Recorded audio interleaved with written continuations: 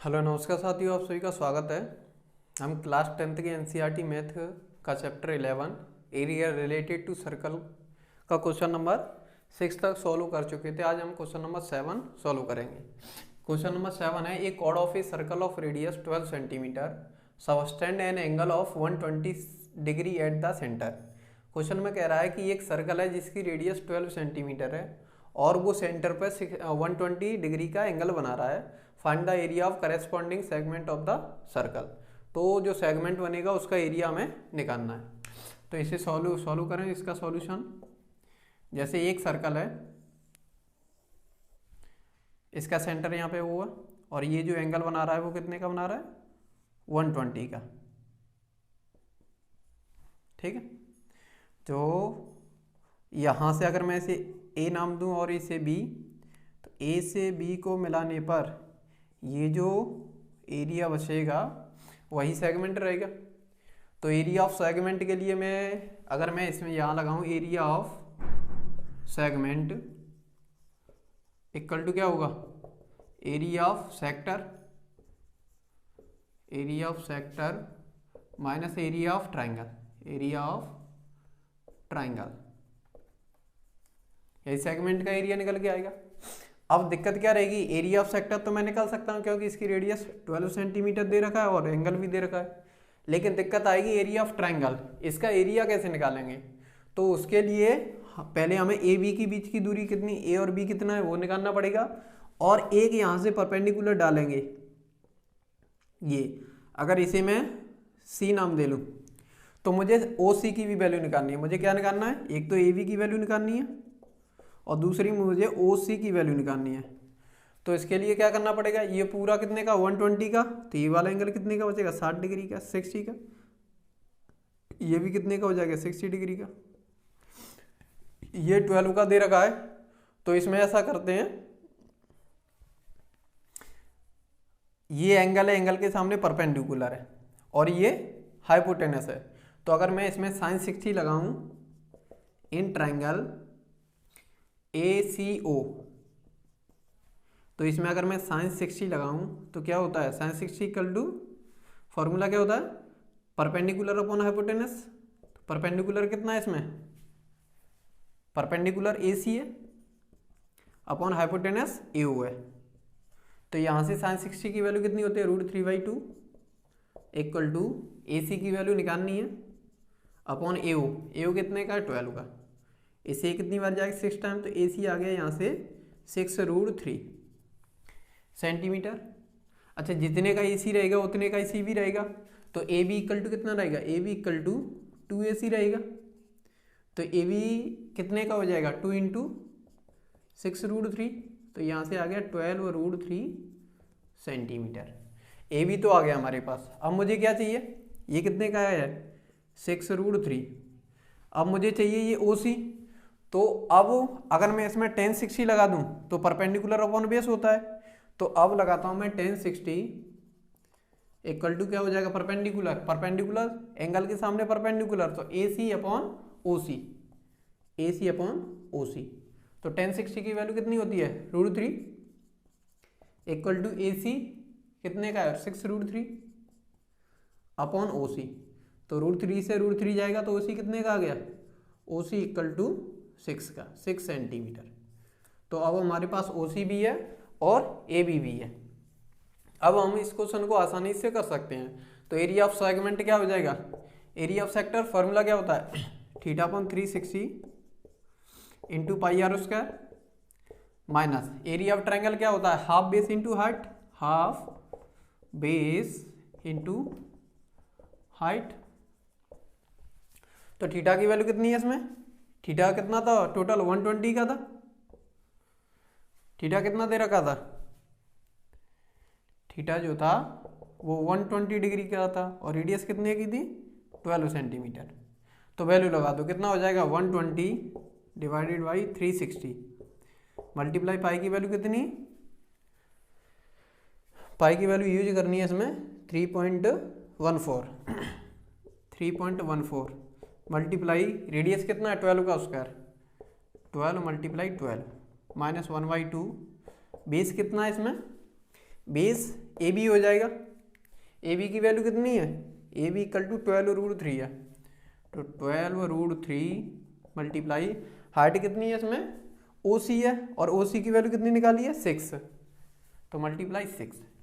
इसे सॉल्व करेंगे तो ये 0 से 0, 12 से ये 3 टाइम्स, और 3 से ये कितनी बार जाएगा 4 टाइम्स, तो यहाँ कितना हो गया 3.14 मल्टीप्लाई 4 मल्टीप्लाई 12 माइनस इसे काटेंगे 3 टाइम्स, तो ये कितना हो जाएगा 36√3।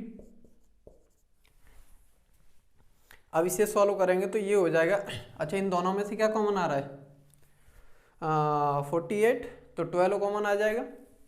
अगर यहाँ से 12 कॉमन निकालें तो ये कितना हो जाएगा 3.14 मल्टीप्लाई 4 माइनस 3 इंटू √3 की वैल्यू 1.73, तो इसे सॉल्व करेंगे तो ये हो जाएगा 12, 4 का मल्टीप्लाई करेंगे तो कितना हो जाएगा 4 4 जा 16, 4 1 जा 4 5, और 4 3 जा 12, माइनस ये कितना हो जाएगा 3 3 जा 9, 3 7 जा 21, और 3 और 2 5। इसे और सॉल्व करेंगे तो क्या हो जाएगा 12 मल्टीप्लाई 56, 6 में से 9 जाएंगे तो कितना हो जाएगा 16 में से 9 जाएंगे तो 7 हो जाएगा। यहाँ कितना बचा 4, 4 में से 1 जाएगा तो 3, और यहाँ कितना है 12, 12 में से 5 जाएगा तो 7। मल्टीप्लाई करेंगे तो कितना हो जाएगा 12 7 जा 84, कैरी 8, 12 3 जा 36, 36 और 8 44, कैरी 4, 12 7 जा 84 और 4 88, तो 80.44 सेंटीमीटर स्क्वायर, यही इसका आंसर है। तो नोट करो, अगला क्वेश्चन सॉल्व करते हैं।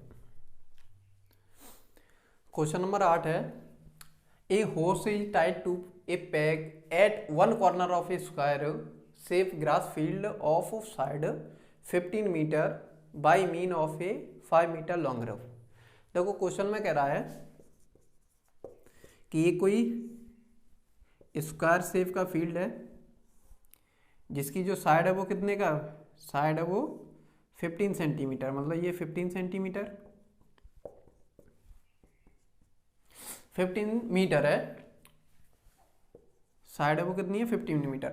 अब उसके एक कॉर्नर पर यहाँ पर एक घोड़ा बंधा हुआ है, और उस घोड़े की रस्सी की लंबाई कितनी है 5 मीटर, मान के चलो 5 मीटर यहाँ कहीं है ये 5 मीटर, और यहाँ पे कहीं 5 मीटर ये रहेगा। तो अब जो घोड़ा है जो बंधा हुआ है 5 मीटर लंबी रस्सी से, वो कितना हिस्सा मतलब घास खाएगा, कितने हिस्से की घास खाएगा जितनी ये रस्सी है। तो अब इसकी जो रस्सी थी वो कितनी थी 5 मीटर। अच्छा यहाँ जो स्क्वायर होता है उसके कॉर्नर पे एंगल कितने का बनता है 90 डिग्री, तो यहाँ से एंगल कितने का आ गया थीटा इक्वल टू 90 डिग्री हो गया, और रेडियस कितनी हो गई 5 मीटर हो गई। तो अब ये इतने एरिया, ये जो सेक्टर बन रहा है उसी की तो घास खा पाएगा, तो वो पूछ रहा है कि कितना एरिया वो घास खा पाएगा, तो ये क्या है एरिया ऑफ सेक्टर हो जाएगा, area of grass that the horse can grass equal to area of sector, area of sector। तो एरिया ऑफ सेक्टर क्या होता है theta upon 360 into pi r square. Theta की वैल्यू कितनी है 90 डिग्री, 90 अपॉन 360 मल्टीप्लाई पाई की value कितनी है 3.14 मल्टीप्लाई रेडियस कितनी है उसकी 5 मीटर, तो 5 इंटू 5 5 का स्क्वायर हो गया। तो इससे कितनी बार जाएगा 4 टाइम्स जाएगा। तो इसे सॉल्व करेंगे तो ये कितना हो जाएगा 3.14 मल्टीप्लाई 25 डिवाइडेड बाई 4। सॉल्व करेंगे तो कितना हो जाएगा 25 4 जा 100, कैरी 10, 35 कैरी 3, 75 और 3 78.50/4। इसे सॉल्व करेंगे तो सॉल्व करने के बाद कितना आ जाएगा 4 का डिवाइड करना तो 4 1 जा 4, 3 4 9 जा 36, 2 4 6 जा 24, 4 2 जा 4 5 जा मीटर स्क्वायर। ये जो घोड़ा है वो कितने एरिया की घास खा पाएगा? 19.625 मीटर स्क्वायर। तो यही आंसर हो जाएगा। अब दूसरे वाले क्वेश्चन में कह रहा है, देखो दूसरे क्वेश्चन में कह रहा था increase in the grazing area if the rope were 10 meter instead of 5 meter. अब उस रस्सी को ये यहां से अभी तक कितना था? 5 मीटर था, अब उसे कर रहे हैं वो 10 मीटर, मतलब यहां से लेके यहां तक। तो ये जो दूरी है वो कितनी है? 10 मीटर हो गई। इधर भी ये कितनी हो जाएगी? 10 मीटर। तो अब कह रहा है वो कितना एरिया एक्स्ट्रा कवर करेगा, मतलब कितनी मैदान की घास वो खाएगा। तो इतनी तो पहले से खा रहा है, ये वाली जो एरिया है वो और खाएगा। तो टोटल कितना बढ़ेगा? जो एरिया ऑफ सेक्टर है 10 मीटर वाला, उसमें से एरिया ऑफ सेक्टर 5 मीटर वाला माइनस करेंगे तो यही तो एरिया बढ़ा है उसका। तो इंक्रीज इन एरिया, सेकंड वाले में increase in area of graze equal to area of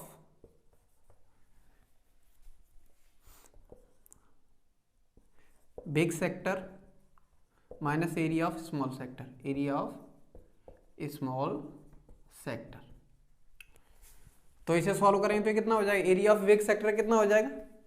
वही formula θ/360 into pi r square. यहाँ ऐसा करते हैं, आर की वैल्यू 10 और थीटा तो वही कितना है 90 डिग्री, और जो स्मॉल आर है वो कितना है 5 मीटर। तो minus area of small sector क्या हो जाएगा जब रेडियस 5 मीटर लेनी है? तो θ/360 into pi into r square. तो थीटा की वैल्यू कितनी है 90 डिग्री, 90/360 मल्टीप्लाई 3.14 मल्टीप्लाई ये कितना हो जाएगा 10 का स्क्वायर माइनस 90/360 इंटू 3.14 मल्टीप्लाई 5 का स्क्वायर। तो इसे सॉल्व करेंगे तो ये कितनी बार जाएगा 4 टाइम्स, और 10 का स्क्वायर कितना होता है? ये हो जाएगा 3.14 मल्टीप्लाई 100 डिवाइडेड बाई 4 माइनस ये अभी सॉल्व किया था कितना आया था, मतलब जो स्मॉल सेक्टर का अभी कितना आया था 19.625। ठीक है, तो इसे सॉल्व करेंगे ये कितना हो जाएगा 314 डिवाइडेड बाई 4 माइनस 19.625।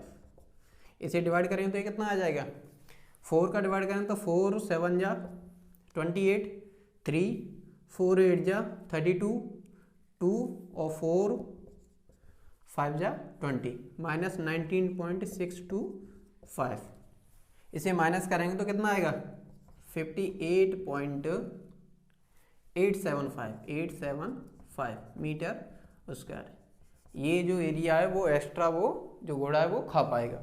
तो इसका आंसर कितना आएगा 58.875 मीटर स्क्वायर। ठीक है, तो उम्मीद करता हूँ क्वेश्चन समझ में आए होंगे। इससे आगे वाले क्वेश्चन अगली नेक्स्ट वीडियो में सॉल्व करेंगे। आज के लिए इतना ही, जब तक के लिए जय हिंद साथियों।